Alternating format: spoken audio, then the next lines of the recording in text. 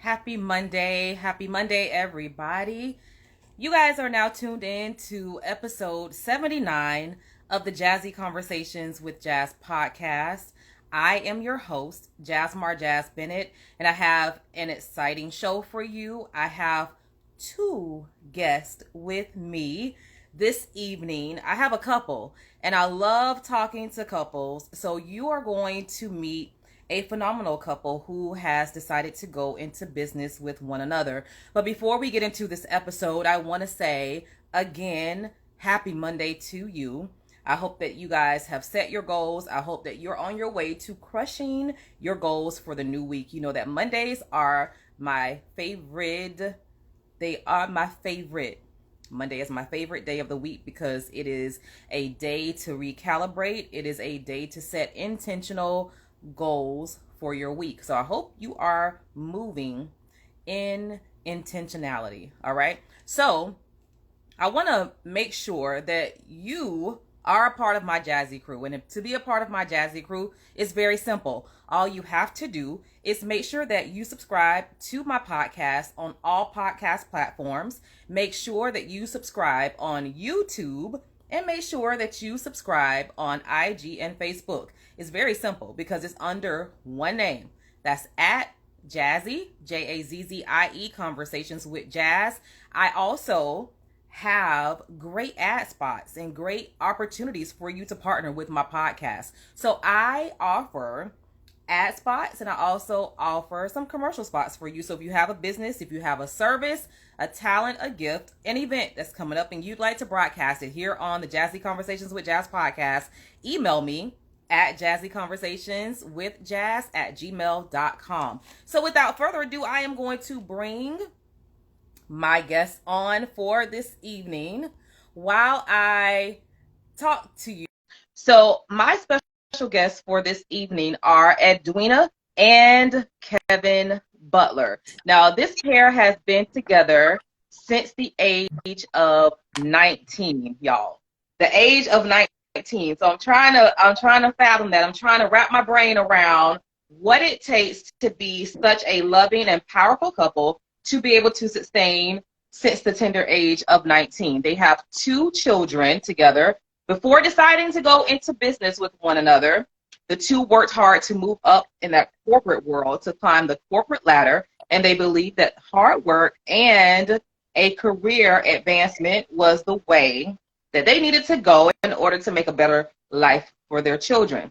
Now, COVID-19 completely changed their perspective on life overall, as it did for a lot of us. That's when the two decided to take a leap of faith, and they entered the world of entrepreneurship, like many of us did during COVID. Now, the Butlers now consider themselves to be serial entrepreneurs, and they are excited about running multiple businesses. And I'm going to let them talk about the multiple businesses that they have. So, Kevin, how are you today? I'm doing great today. How about yourself? I'm doing fantastic. What I'm going to do is I am going to get your beautiful wife on here to make sure that she is in the building as well. Yeah, we're trying to get these cameras set up and make sure we trying to get the camera set up. So how has your Monday been? It's been Monday. It's been Monday. And what does that mean? Like, are you in the common denominator of people who think I'm absolutely crazy when I say that Monday is my favorite day of the week? Monday reminds you that it's a new week. So Monday lets you know, there's still business to be done. There's still things you need to address. It also reminds you of the things that you didn't get done the previous week and the new things you got to do for the next week. So to me, Monday is always Monday. It's neither good nor bad. I just know when Mondays come around, it's like, all right, what did I didn't get done? What do I need to get done? It's Monday. Right. Listen, Monday is Bay for me. So I think it read that for Edwina to join, she had to update to the latest version. So you guys may have to come together on the same camera. So we may have to maneuver it that way. Maneuver it. So I'm going to see if I can request her, because you're on the BossFest page, right? Correct. All right. And so let me see if I can get her on one more time. But it's giving me this little funky message that she has to update Instagram first. Go to an updated Instagram. Well, we may switch around and see what we got. So let me see. I'm going to try it one more time. Okay. And she may be able to come on. Oh, look at that. There she is. And guess what? I knew she was going to be wearing purple. That's why I decided to put on my little shade. I did a little shade of purple because, all things BossFest, has a purple theme. So I said, you know what? Let's go ahead and dress for the occasion. Edwina, how you doing, boo? I am good. How are you? Listen, I'm doing fantastically well. How has your Monday been? I've actually had a great Monday. Despite what Kevin says, my Monday has been great. It's been great. Good. So listen, I want to start off by congratulating you. You guys have done a fantastic job with becoming this power couple. You're doing something that we seldom see couples thrive in business together. But I want to first and foremost congratulate you on this podcast, because you guys are doing it with the BossFest podcast. Tell me how that is working out for you, because I see that you are being consistent. I think you're on like episode 5 now. Tell me how the BossFest podcast is going. So for me, BossFest podcast, and we do have a little feedback. Yeah, we're trying to fix that. Okay. Listen, let me just tell you what happened in my house right now. Oh, hey, What's happening in your house right now? So What's Kevin, happening? as you asked me that question, just cleared the whole table off with a camera and threw everything on the floor. That's what just happened. Hey, that's what marriage does. Makes you improvise. But I our love podcast is it's going. That's what I'm gonna say. It's definitely different for us because we don't agree on anything ever. So to come together, to be in the same room, to be a part of a podcast where he gets to voice his opinion and then I get to say what I feel, and neither are the same. It's kind of exciting to see. Some nights we end in an argument, and sometimes it can go well, but it just really all depends. I love it. So tell me what was the purpose for you starting the BossFest podcast? Because I know that we have BossFest that's going to be coming up very, very soon, which I am so excited to be hosting. Thank you so much for inviting me to be one of your co-hosts. Look, I love Kevin. Kevin's like, damn it, I'm gonna make it happen one way or the other. I'm loving it.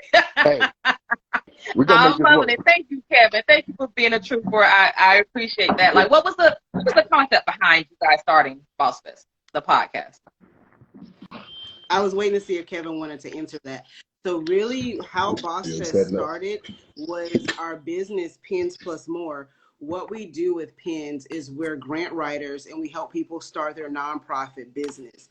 And what we wanted to do was have what you call like almost a business shower. So people knew we're a new business on the block and hey, we want to introduce ourselves to the community. That's how it started. And then we decided, well, hey, if we're introducing ourselves to the community, there's so many other great businesses.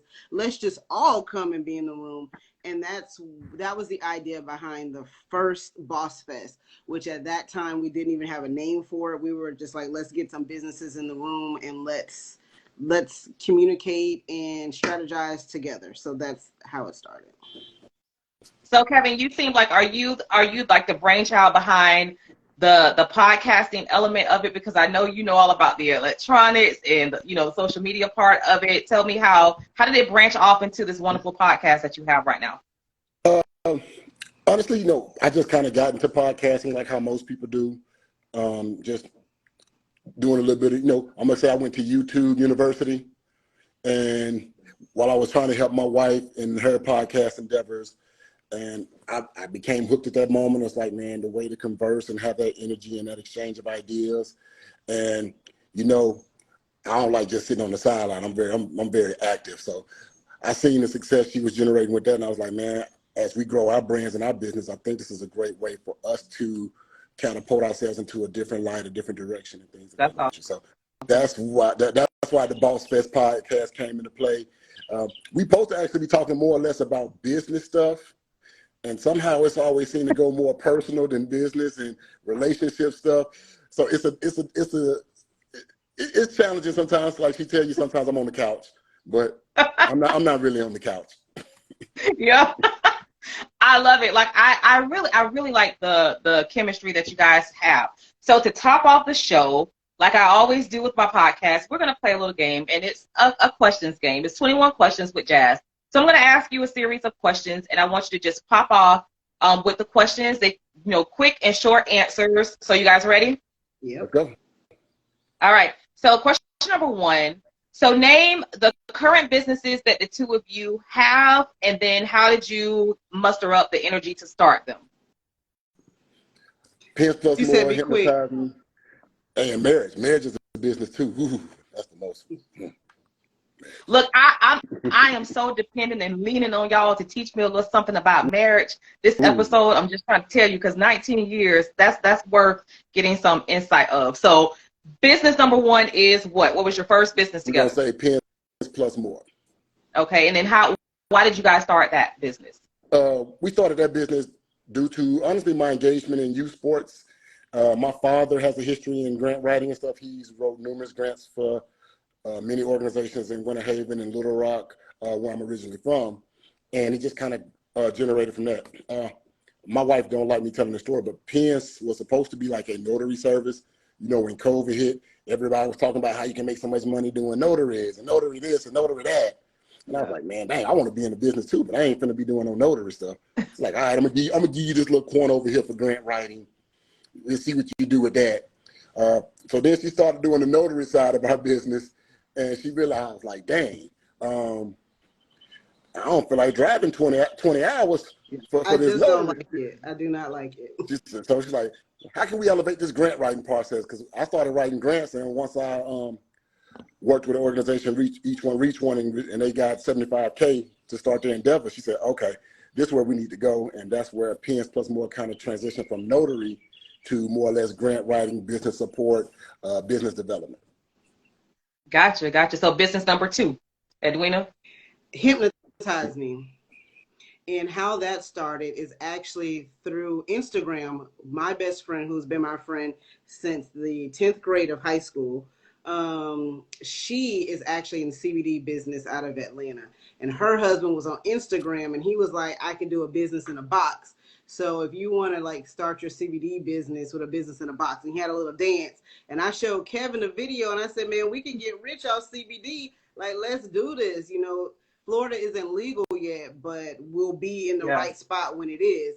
And Kevin always says no to everything. He's a Capricorn by like true nature. He's a Capricorn. So every big idea I have, he like, nah, let's think about it. And this time he said, yeah, let's do it. And that kind of really was the trigger behind Hempno-tizeme. And you know, it's really cool that me and my best friend, we get to trade secrets and ideas and try this and do that. But that is how Hempno-tizeme started. So name for me the products that Hempno-tize offers.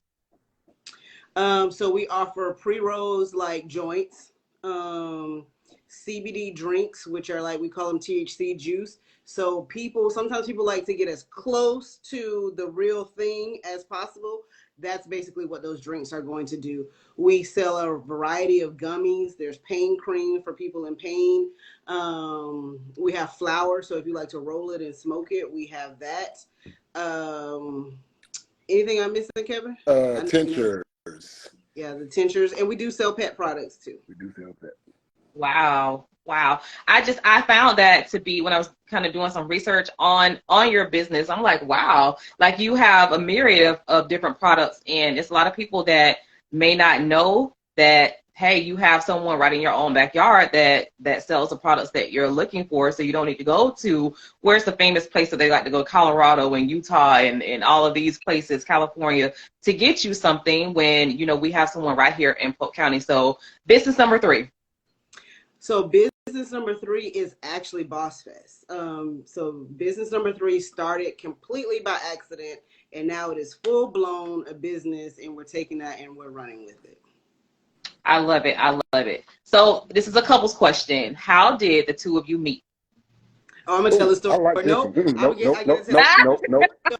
So how we met is Kevin was singing in the church choir. If anybody is in First Baptist from Winter Haven, he was in a men's choir singing with his dad.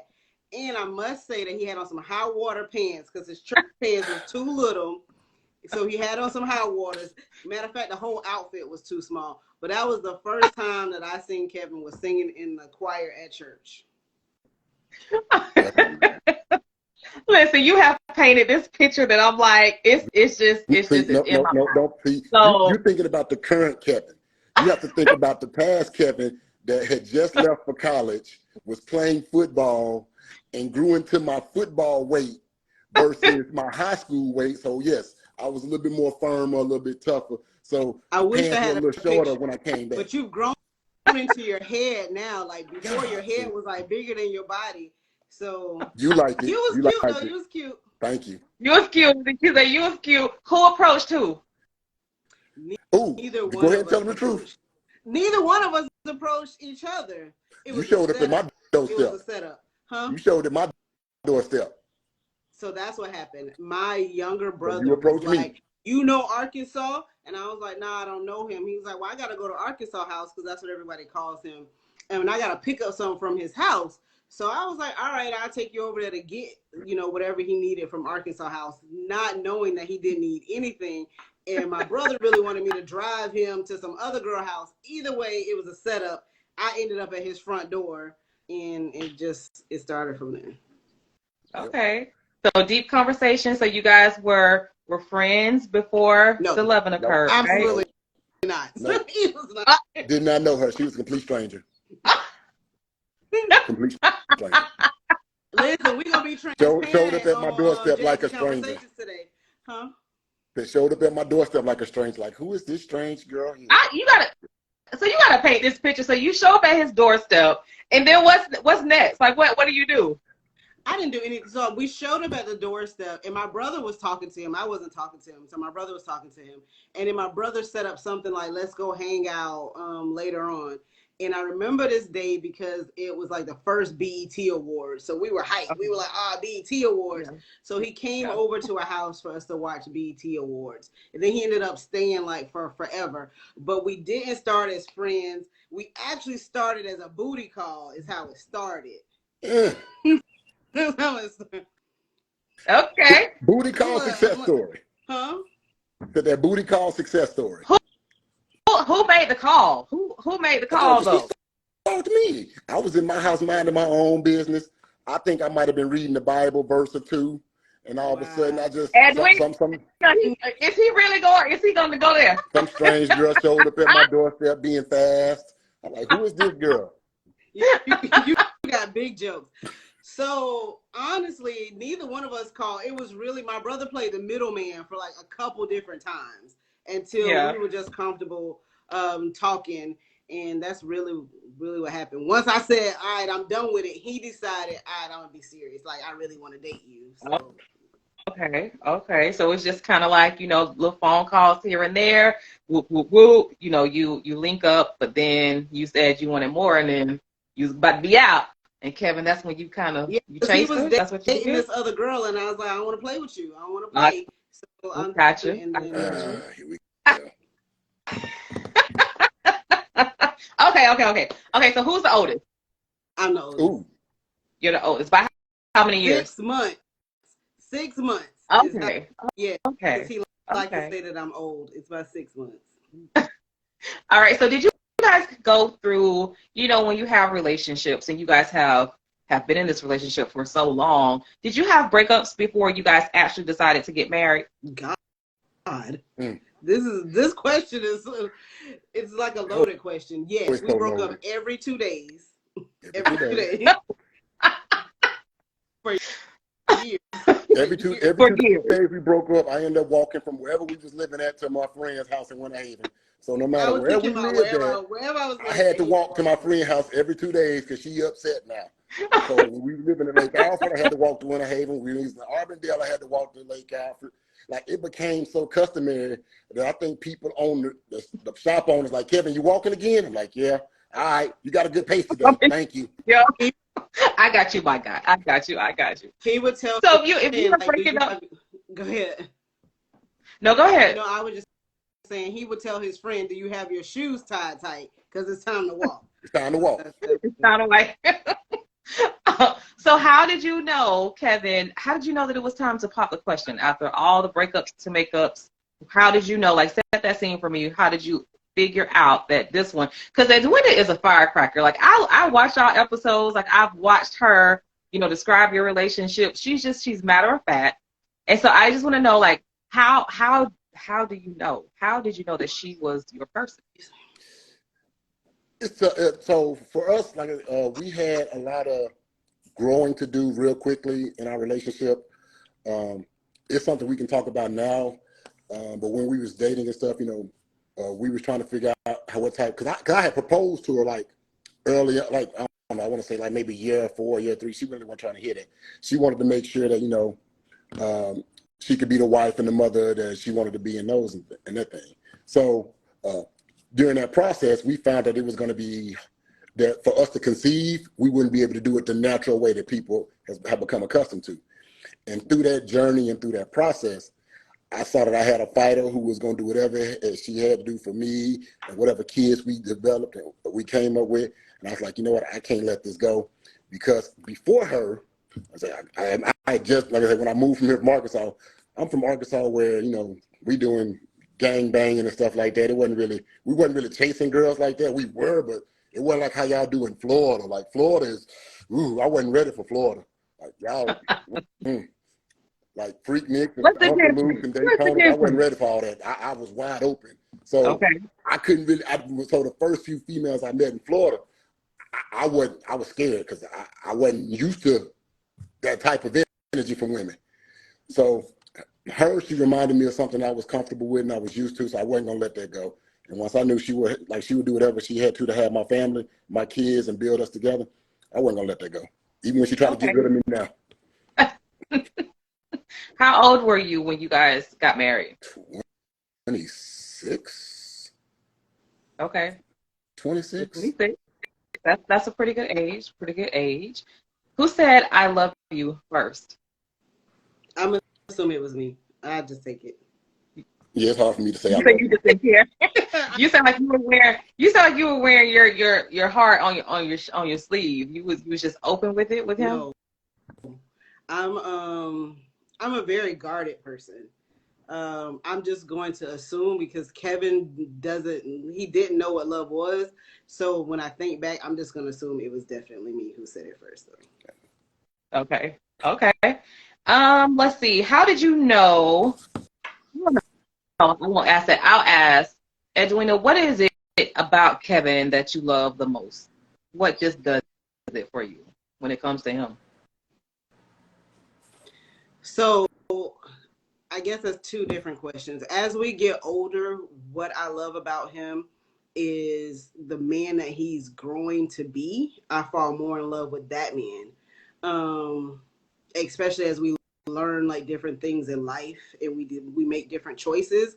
Like those type of things, I'm like, that was sexy. You just made that boss move. Like I'm feeling that. Yeah. But back then, what really like turned me on about him is he was very protective of me and he made sure that I was good. So that's what I would say. Kevin, what about you? What do you absolutely love about Edwina? I don't know. I'm still trying to figure it out. I believe that. Now you got to get back in that house now. We're gonna figure this camera thing out. Like I said, you got us on Instagram. I'm trying to make sure I get the good light, trying to make sure I'm visible and stuff. But I'm gonna get back in this house. No, you are good. I'm saying you physically got to get back in the house. You're talking about you trying to figure it out. What do you love about this woman right here? I already described. Listen, she showed me she'll be the first woman. She was the first woman. She is my first love. She's not the first person I've been intimate with, but she was the first woman I ever said I love you. Sure, not the first to do that. Yet again, Florida is a different place. I had to learn to adapt. Okay. So you just, I mean, do you like a dominating domineering personality? Like, is that something that draws you into Edwina? Depends on what day it is. It depends on what day it is. So What say you, Edwina? Like, what kind of man is Kevin? Like, how do you think you were able to just sustain his love and have him to gravitate towards you? What do you think it is? I think at the time it was personality and just more like, I guess, fighting for things. So like at the time we were kind of doing like a back and forth thing, and I don't like to lose. So I don't know if he was more attracted to that, but my personality is very dominating. But when we met, it wasn't. So the person that you see today is probably the person that he created. Like this beast, I tell him all the time, you made this beast, because when we were together, I was very shy. Like, people don't know, like I deal with a history of mental illness in my family, not me, but we had to take that on very early. And he would stand in front of me and make sure, like, look, she's untouchable. I got her. And he started to give me a voice, because before then I didn't have one. And now he hates it because I'm like, I ain't shutting up. Like, this is what you did. So she ain't got. So you created it. Yeah. I'm the You only created target it, Kevin. He's shaking his head like, yep. I did. Yep. I gave her a target. I made her. So we made each other strong. So she's giving me a lot of credit, but it was always in her. Like it's always in all of us, the people we can become. We just got to tap into it more. But what I showed her is that if she be strong, I'm gonna be standing up beside her when she goes strong. So that way, when she feels weak, she know there's somebody that can help her back up to become strong again, and vice versa. But yeah, right now she gets so strong at times. I'm like, man, listen, it's just me and you. I'm the only target now. You ain't got to target me. I know you need He'll somebody tell to me direct to your power energy. down. Yeah, power down. You ain't got to direct your energy this way. We good. I'm in here. But no. I like it. I like it. So tell me, we talked about what you love about one another.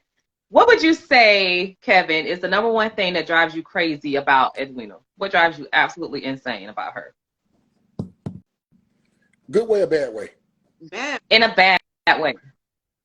Listen, I'm just trying to clarify. I just want to make sure I answer the question correctly. I can't wait for her to ask me. Hurry up.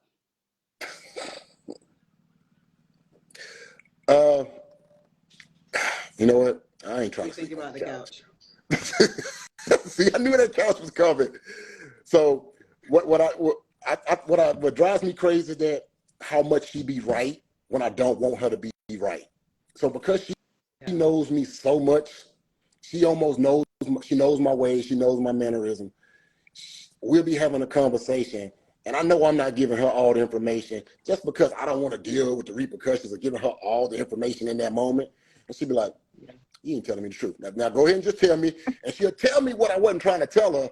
And I'm like, how you know I was going to say that? Like, I just know you. Like, now I wasn't going to say that, but that's really what it was. Like, that annoys the hell out of me. Like, she can finish. She knows my thoughts, and I want her to get out of my head sometimes. Yeah. I feel you. What about, it's your turn, Edwina. What about you? What drives you crazy about Kevin? It was procrastination.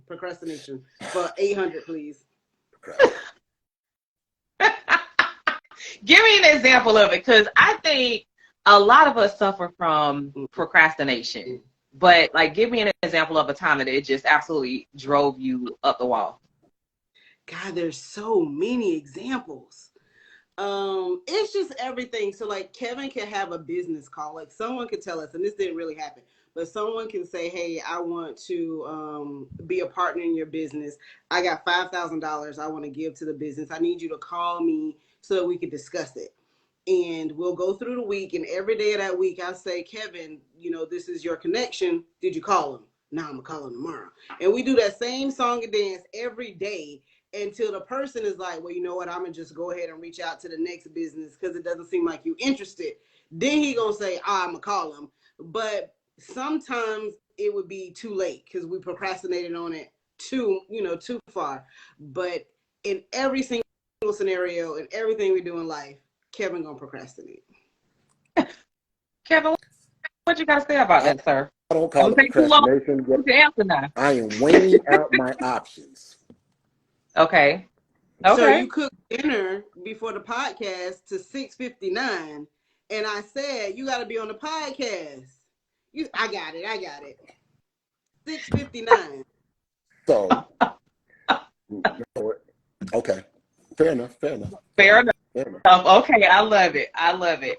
So, and I know that, you know, as viewers are looking, and as they will, you know, come back and look at this episode, like I see where you guys compliment one another. And so, you know, marriage is not easy.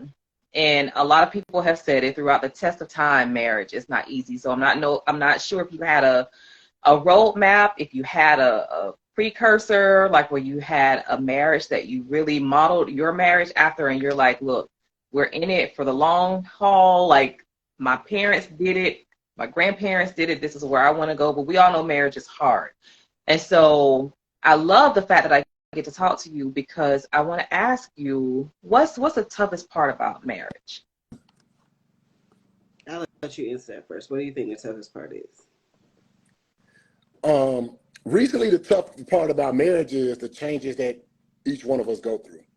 Mm-hmm. So sometimes in marriage, you sometimes want that person that you originally fell in love with, or, you know, that person used to be, and as you start getting older and that process, like, man, all right, you don't move the way you used to do, or I don't move the way I used to, or you get into a mindset, especially as men. I think the older we get, the more we go into a more of a traditional type of mindset as relates to marriage, and we start thinking the way our fathers did it and our grandfathers did it. And you modern women ain't about that life. And it's like, man, bro, listen, I love the partnership. I love everything else. But sometimes I just want that wife to just like, hey, man, let me cook and let me clean, do that. And I think every man has that in them. Mm-hmm. But that be it for me. Yeah. What about you? What Interesting. We're gonna talk about this on our podcast. What I would say today is the hardest part about marriage is actually living with someone else. Sometimes I want to be like, I want my space, I want to sleep. I don't want to be bothered with someone else. I want the toilet seat to be down, like all those things. If it was just me, it would be exactly how I want it to be. Yeah. And you have to take into accountability. There's this other person kind of always in your space. For me right now, that's probably the toughest thing about marriage. And then the forever debate that we've had since we've been 19 has been communication. Someone in the comments said that communication is the toughest part of a marriage. And so when things like what you just mentioned, and then Kevin, and what you just mentioned, when it's time for you to actually communicate that to one another, what's your mechanism to do that? Because Kevin, you said that Edwina she knows you, or she knows how to read you, so I'm sure that she knows when something is bothering you, etc. But how do you communicate with one another? Like, this is really, you know, this is bothering me right now. Like, how do you even formulate that conversation? Like most men, we just keep it in internally. We don't really talk about it. There's no communicating. Whatever she says is right. I don't have any issues, and she has all the issues and the problems. And it's my job just to make sure I solve all of her problems and her issues. And whatever I thought I had, I'll just drink it away. So you're good with that. You're good with that dynamic. Like, that just is cool with you, because for the ends of time, this is just how men have done it. We don't communicate. You hold things in. Like, no, you gotta talk. Like, that's what you do. You hold it in. Yes, listen. I don't know what women today feel like men should be and not be, but most of us hold stuff in, because I've seen it recently. Like, my wife is the person where I can be the most sensitive with, but she might be the only person I can really be sensitive with. Okay. And because the rest of the world I can't be sensitive with, it's sometimes hard for me even to do that with her. We'll have our moments like, man, I'm feeling this, or I'm doing that. So we do have those communication things. But for the most of the time, most men, it's always, listen, I got to hold it close to the chest. We're going to talk about it. We'll figure it out as we go. We'll navigate it through it that way. I'm not saying that's good. I'm not saying it's bad. I'm just saying that the majority of men, that piece of it there, it's whatever she wants, how she wants it, the way she wants it, so I can minimize any type of confusion in the household and plan it that way. doing like climate control. You just like, look. Yeah, I'm good. So, Edwina, what do you have to say to that? I want to say, Jazmar, he is lying. The lie is telling. So how do you see it? How do you see he handles if something is not right? Does he communicate with you, or does he voice his opinion? No, he doesn't voice his opinion, but he doesn't let it be my way. So if I voice my opinion, he rebuttals that. So without saying that, hey, I don't like this or I feel this certain type of way, he just somehow has a problem with whatever it is that I say. Mm-hmm. So he does not let me just have it. But I do wish he would say, hey, I feel this way. Kevin will not say how he feels about anything, but we'll watch a movie and he'll boo-hoo cry. And I'm like, I don't understand. Like, you didn't just tell me, like, and he'll be, man, John Wick lost his son. Like, John Wick died, John Q's son. John Wick lost his dog, and John Q, the little boy, was in the street flexing. Yes, like, you gotta cry for that. The man was gonna kill himself for the son to have his heart. You gotta cry for that. You gotta cry. But you gotta cry for that in real life. See, I have a problem. Now, you sit up there crying over a movie and you ain't crying in real life. It's a problem. What's going on? that movie isn't a reflection of my life. It's something that I can escape into in that moment, connect with that character and be like, man, I'm going to cry. Real life, we ain't allowed to cry in real life as men, which is a problem. But you can cry. Anthony Hamilton said you could cry. I'm trying to tell you. And you just said that Edwina was your place where you can go and you can vent, you can decompress, right? That's you. That's your safe space, right? Until something happens, she's my little old crying old crybaby ass dude. Cause my wife would do that too now. She'll hold on. Remember you was over there crying? Like right now. John Q was how long ago was John Q out as a movie? People don't even know what John Q is. You talking about me over there crying at John Q. See? Just held it in. Couldn't wait to tell somebody I was crying at a movie. That's why we hold stuff in. So listen, all right. So when you've known each other for so long, and this is something that has always, I guess, swirled in my head, because I'll look at couples, especially older couples. Like, you ever look at older couples and like, if I've always seen it where, even if like the guy may be a little flirtatious, or if he has a wandering eye or whatever, and I'll just like, just eavesdrop, and I just vividly remember a situation, so I'm just telling it to you. So I just remember, this was in church, and I just remember like the wife just sitting back, like being so unbothered, like she was not even threatened, not a little bit. And I think it's just because she knew her husband. Maybe she knew what he could do, maybe she knew what he couldn't do. I don't know what it was. But when I say she was just so unfazed and so unbothered, it was almost like, child, please. Like, I really am not even concerned. So, like, how do you get to a point in your relationship where you're so secure with one another, where you are not even concerned about another person coming in between the two of you? Like, are you at that point, or are you still kind of looking for signs of, all right, check yourself, like, we ain't doing that here? Like, are you at a point where you're like, I know my person, this we're good, this is where we are? Wait a minute, you can go first. I thought you was gonna try to answer that. I will never be at that point, but that's my personality.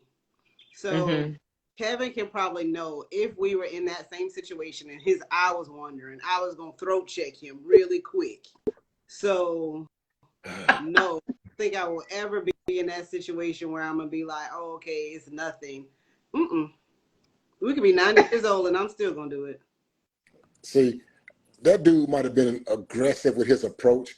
He needs to learn the techniques. What you do is you turn your head in the direction the person is going to walk in before they get there. Before they get there. So you was already in that direction.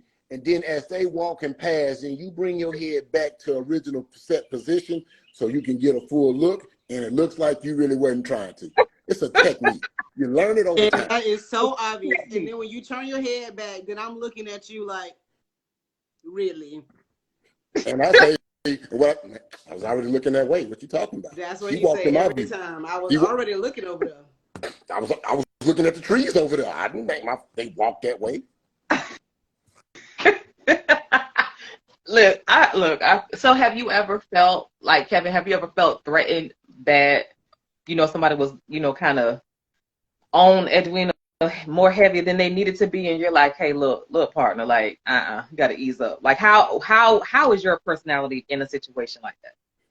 Honestly, my wife hasn't put me in a situation like that. Shown me to do too many people at all. So for you to get close enough to be in that space, then you've already experienced my energy level, and you kind of know who I am. But my wife don't really put herself in those compromising positions where some dude can maybe insinuate something like that. Okay. Like every now and then, when she was in corporate America, and her boss want to call her at random times talking about some work stuff, like that'll get on my nerves. I'm like, hey man, I don't give a damn that's your boss. Yeah. You're turning the phone off. Yeah. I dig it.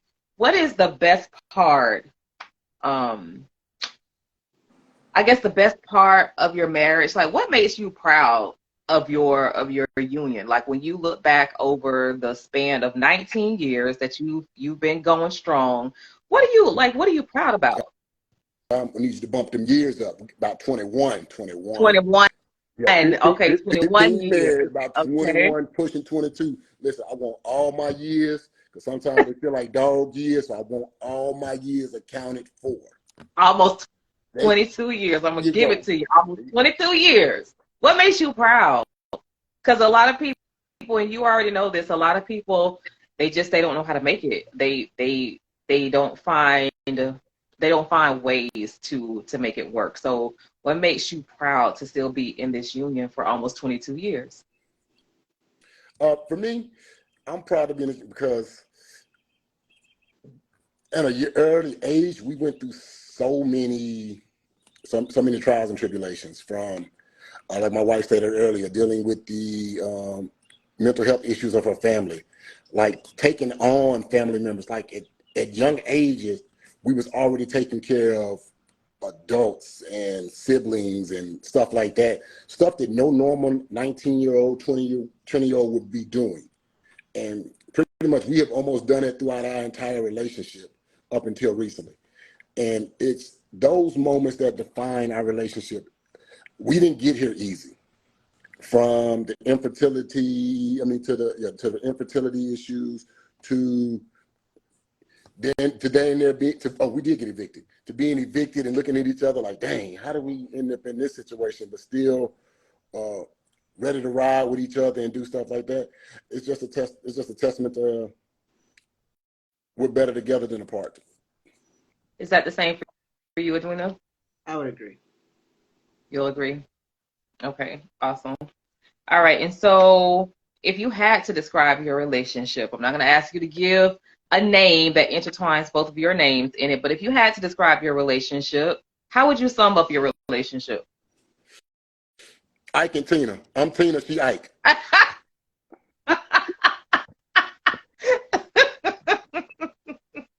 Ike and Tina. I don't know, Edwina, what you over there thinking? I'm just trying to sing the song. I mean, that's what he feel. You Ike, I'm Ike, you Tina. I'm just trying to sing the song, Ike. I'm just trying to sing the song. The cake later too. But how would you describe it?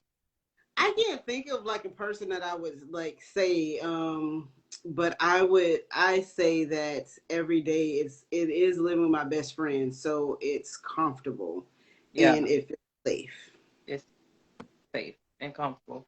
I like it. How do you feel that you compliment Kevin?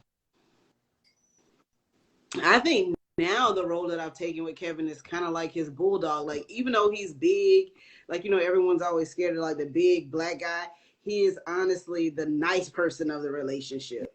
So if there's any situation and he say, I'm going to get my wife, people should be nervous. But that's it. I love that. Kevin, how do you feel that you compliment Edwina? I allow her to be the bulldog she has grown to be. I think you you like that, Kevin. You like that. I think you really like that. You like that in her, don't you? Listen, because people don't really expect that from her. Like for so long, I've always been the big dude, the scary looking dude. Because like I said, my facial mannerisms, you know, if you don't really know me, I don't really talk. It don't feel like I'm really smiling too much or anything like that. Yeah. And she, you know, she's always pleasant. She's always smiling. She'll say hi. But it's the opposite. She the monster, and I'm the princess. I just know I'm walking beside a monster, so I'm just trying to make sure I keep the monster in check some days. Like, you good? We gonna make it through this, right? Okay, just make it sure. Keep smiling, keep smiling. Keep smiling. Keep smiling, keep smiling. What is a deal breaker for you in your relationship where you're just like, nah, we can't come back from that? What's a deal breaker? Infidelity for me. Okay. Kevin. Listen, I don't know. Listen, I know it's a lot of women out there, but I don't know. Might have to see how bad that infidelity was. I got a lot of nice stuff. I ain't trying to lose it off of something that we could work out. Maybe. Listen, because I was talking to someone about the same thing the other day. And so they were just asking me, and it's somebody who has been married before, and they were just saying, okay, well, Jazz, like, think about it. Like, would you really give up a relationship that you've had, like, for a decade plus? Like, would you really just give that up versus, you know, and being out, you know, in a single world again, where you have to build up another relationship, you have to do this, you have to do that, or would you rather work on something that you built and make that work? And so, like, when you, like, I'm pretty sure at doing it, because you're pretty smart, and you pretty much think about things.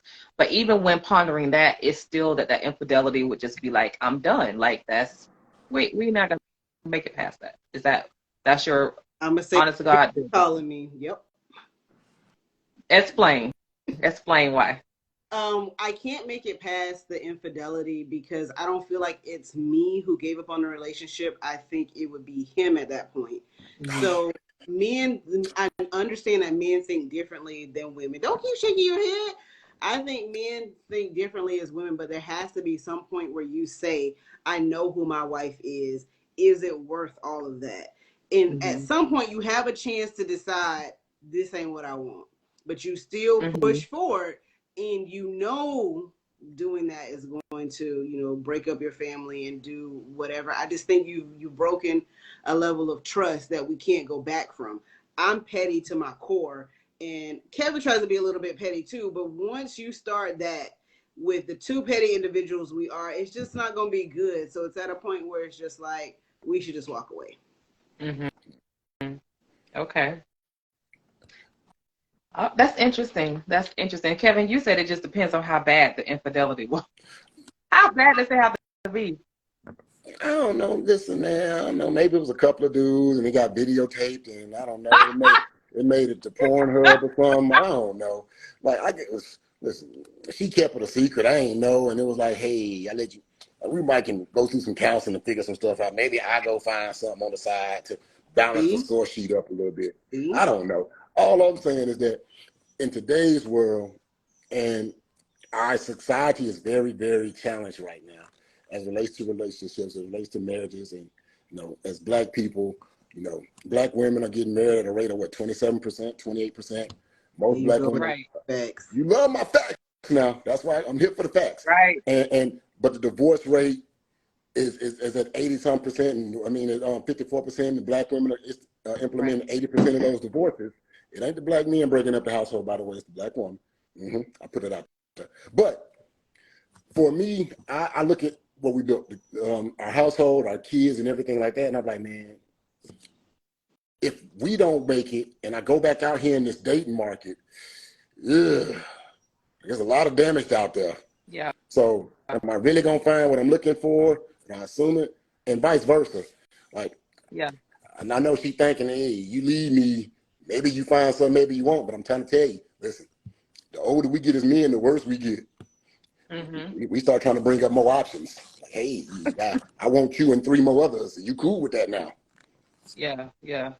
I feel like you are, I feel like you're on the spectrum of being more logical than other guys, because from my vantage point and then from my conversations, that's something that guys can't get over. Guys can't get over infidelity. Like, they can't even get over, you know, someone even entertaining someone else, like in conversation, you know, because, you know, people see that as a form of indiscretion and cheating as well. So it's refreshing, but it's also interesting to hear you say how you feel with that. Like, it just depends on how deep or how bad the infidelity was. So that's a different perspective, and I like it. I look at all facts and all angles. So am I going to be Mm-hmm. hurt? Absolutely, I'm going to be hurt. I'm going to be destroyed. Would I definitely think about giving it up? Absolutely. So I'm not sitting here saying, hey, go out here and do this now. That ain't what I'm saying. But what I am looking at is what's out there now, what we've built, and we've literally built it from zero. So it's not like I came into the equation with a table. She came into the equation with a table. If you ask her, she showed up with a car and I had a bag with like 3 pairs of drawers and a t-shirt in it. And we built our livelihood up from that to what people see here, to 3 businesses, to thriving, functioning family atmosphere and things of that nature. And for me, I'm not going to throw that away without a fight, even if it would to come and something like that. I'm not saying I was saying it, but I've had to have these conversations multiple times with different men and groups and stuff like that. And of course, they say that's the be all, end all. If my wife cheat, I ain't gonna never do it.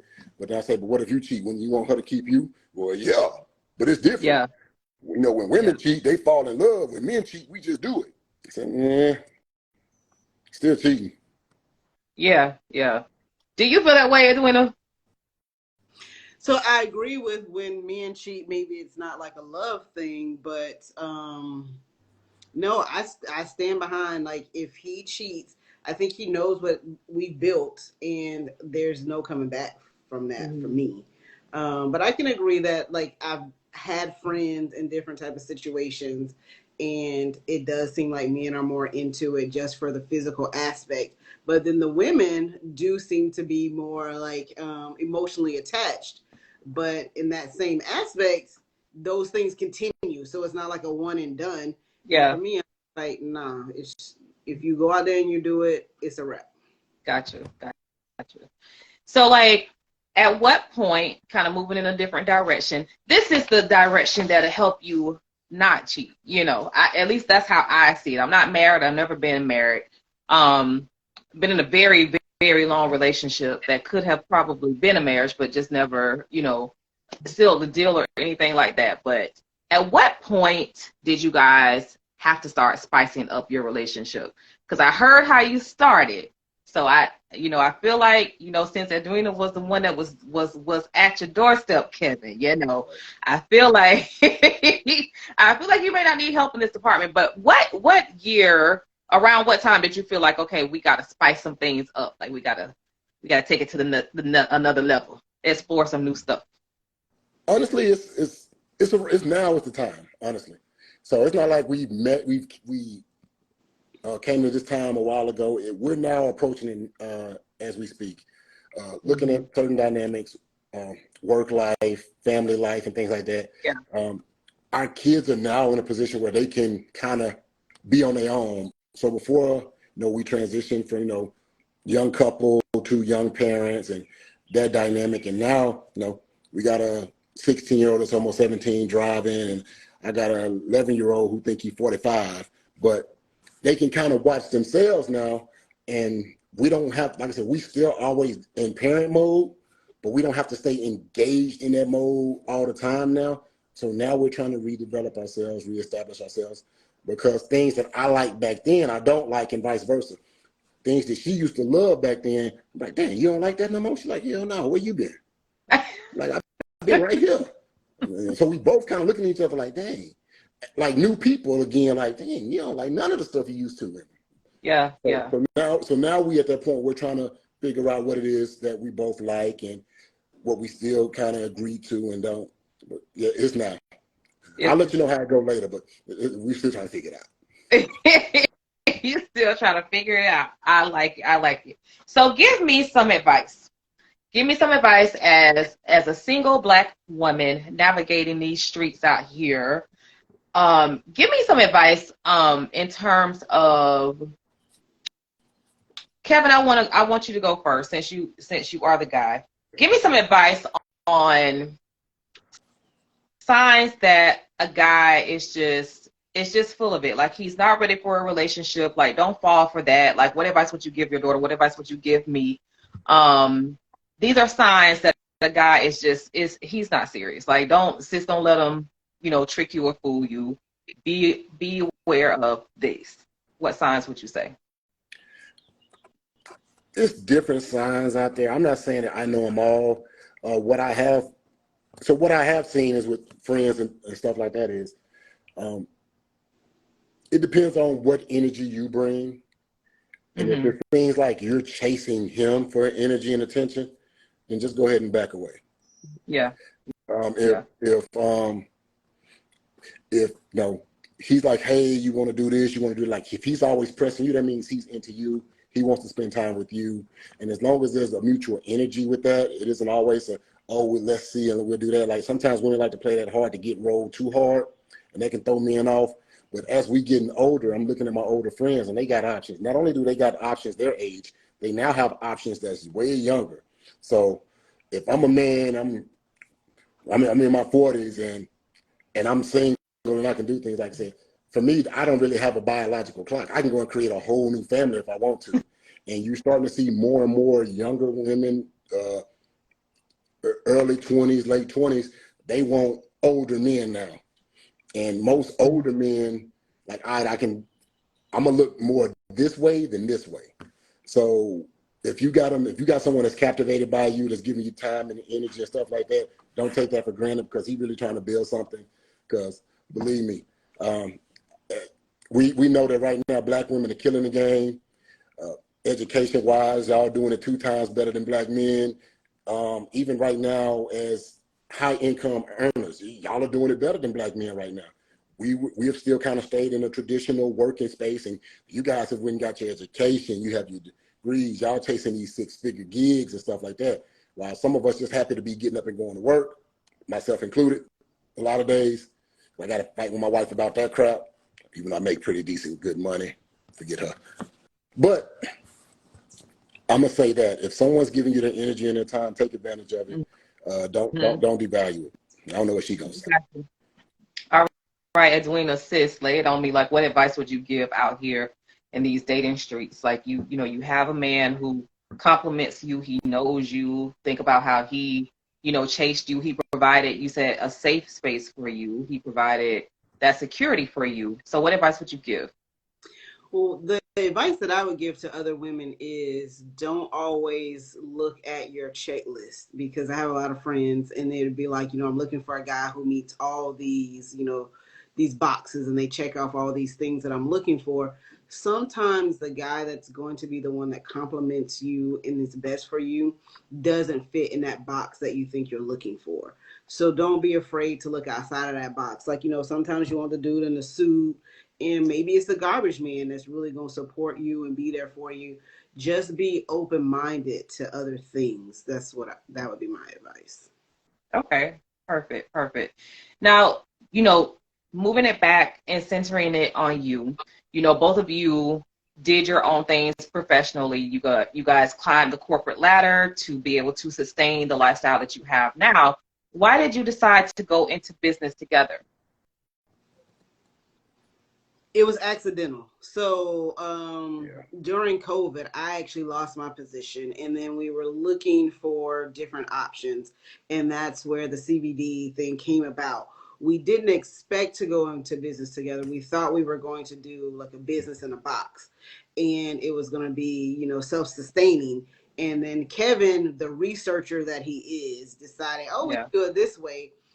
And then we just became business partners. And the same thing with the grant writing. Like, he has a background of it. He was already doing it. And I was like, well, I'm going to take some classes and we just going to learn this thing together. But it was totally accidental. And a lot of days we would be like, I hate I did that. But that's kind of what it was. So do you guys basically work from home together? Like, how does this dynamic work? It really depends on the day. So it's working from home. It's, working while you're at your 9 to 5 and still getting it done. It may be, I'm sending the emails, he's making a call. It really just depends on what the business needs. We could be outside, at an event, selling, and we do like hookahs for parties. So the two of us being there, if I got to be the bottle girl, it's really whatever hat we need to wear at the time. Gotcha.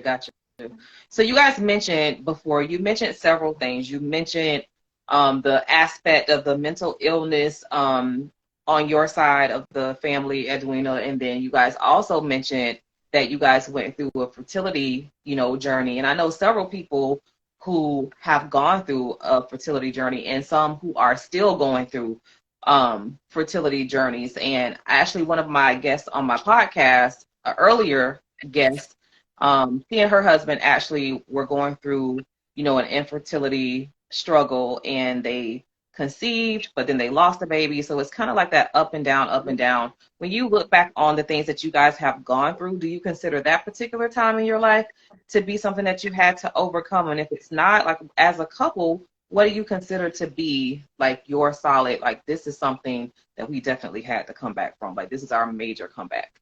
We had to think about it. So go ahead. Yep. Here you go. Go ahead and tell them. I'm not gonna tell the whole story. I'm just gonna tell. Infertility was definitely a comeback for us. We completely found out that we had issues by accident, and once I knew that there were issues, it's all I could focus on. So it was like, hey, you're this woman, because I'm the problem, I'm the issue. So it was like there's this thing that you're supposed to be able to do, but you can't do it. So we weren't married yet. It was, I guess, let me tell the backstory. So I found a magazine. I read the magazine, back in the day. I don't know if they still have them, the little bridal magazines at the checkout. Yeah. Pick one up, and it does this little checklist of things you should do before you get married. And one of them just happened to be a health check. So I just went through the check. We were getting our credit together and doing these things.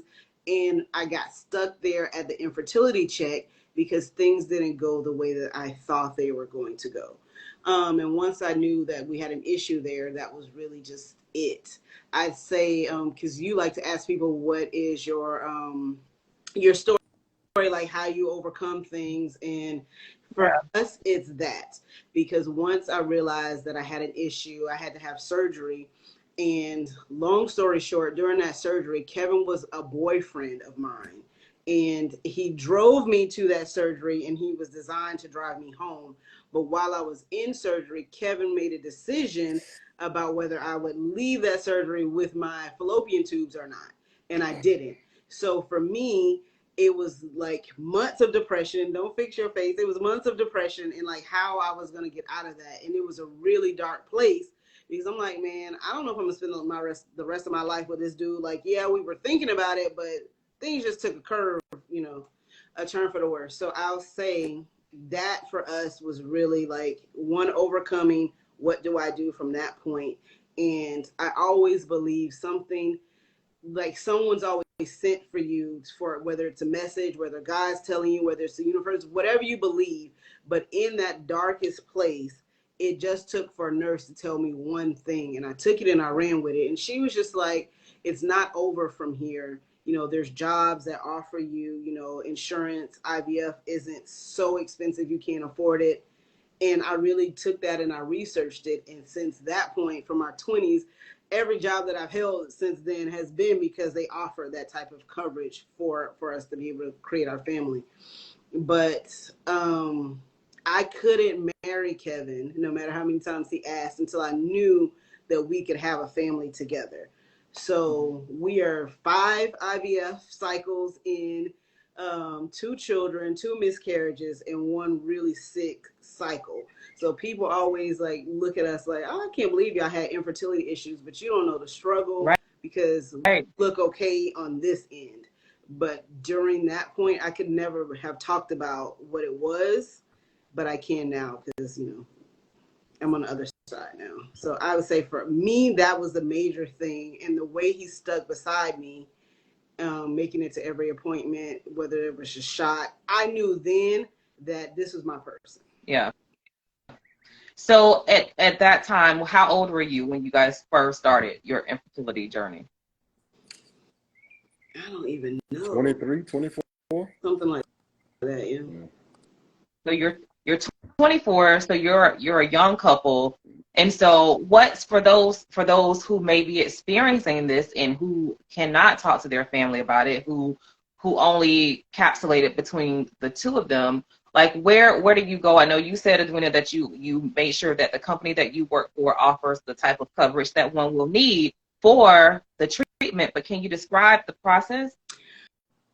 So it was just really a search online, like after that nurse told me that, and just really Google was my friend, you know, like who offers this type of coverage. If there's someone watching who is going through that, the biggest thing I can say I learned from that particular search is if a company has a headquarters in a state that requires you to cover infertility treatment, then that company probably offers that coverage. That was literally how I found a list of jobs. And if you Google it, there are sites, there's chats and groups that give you the list of jobs that cover it. So they're out there for sure. I came from like a family, I didn't have anybody else to talk to. When Kevin and I struggled with that, it was really just Kevin and I. So I understand what that's like. I can just say my advice is be good to yourself. If there is a person that you can talk to, because a lot of people don't understand. Back then, people didn't even know what IVF was. Right. And I would have to be like, watch a Lifetime movie. Like, look at the lady, and they didn't know what I was talking about. Right. So now it's more understood. But if there's anyone, like if you can reach out to me, if there's anyone that's remotely can understand, talk to them because it's hard. Yeah. And when you say that it's hard, like, because I know it's a whole bunch of shots and all of that, but like, give me like a typical cycle or a typical, like, what do they tell you? Like, do you have to change your diet? Kevin, is it something that you have to do as a male, or is it basically on the female? Like, what ownership do you have with that? Like, what do you have to do? Tell you, bro. We know it's pretty much all the female journey. My wife is gonna say all I had to do was just nut in the cup, but no. So for a male in this role, the best thing we do is be supportive and understanding. So my wife is being very forgiving right now in this conversation because during that process, she is right. Like I said, we were just boyfriend and girlfriend. Even though we were living together and we were trying to establish something, I had to make a very critical decision on her childbearing journey. And based off the information that I've heard through the doctor and different things like that, I felt like I was making the best decision for us as a future family. When she came out of that surgery and she heard the news that she heard, it was, you've ruined my life. You've taken everything away from me. And that was a very rough time. So that's definitely our comeback story, because this girl wrote a I Hate You diary. It could have been a best-selling novel. She used to leave it on the table for me to read it. It used to just say every day how much she hate me, how she wish she can kill me for like 25 seconds, bring me back to life.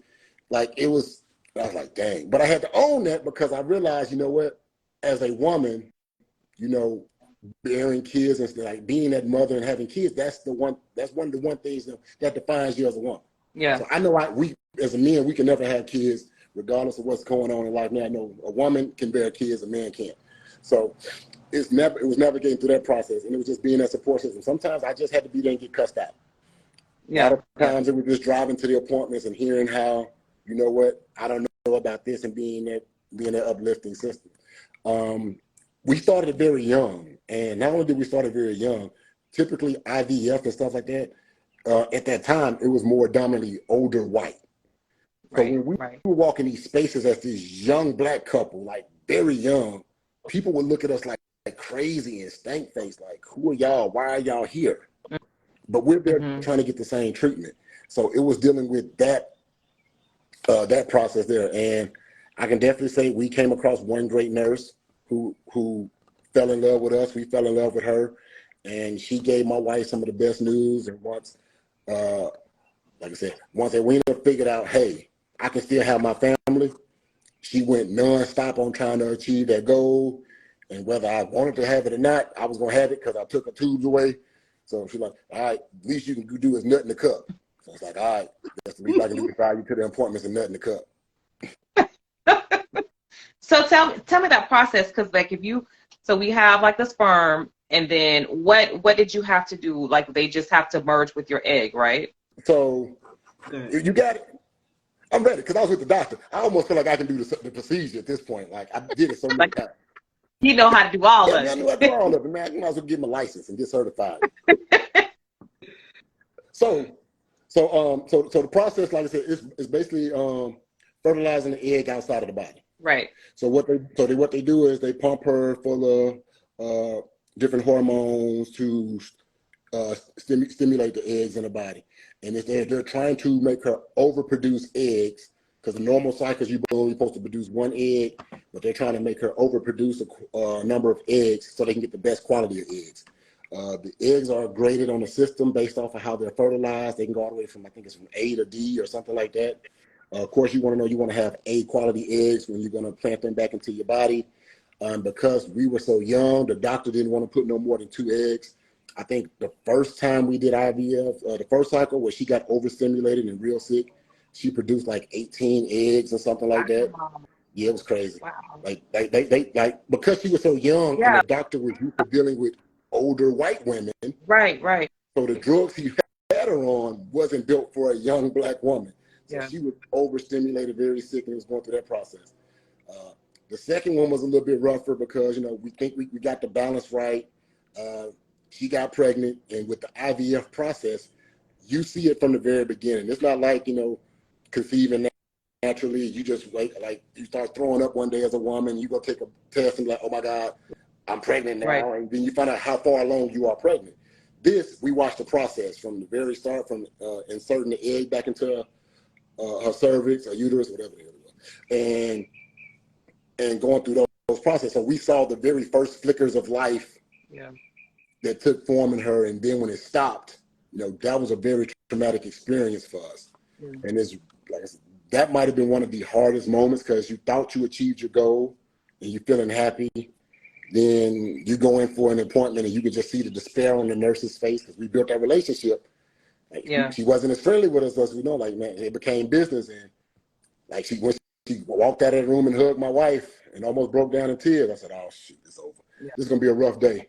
And so it's that piece of it. But once you finally make it through all of those challenges and you know that you're good and the baby's stuck and it's a normal pregnancy, it's now, because you went through the IVF process, you are scared of every little bump, movement, joke.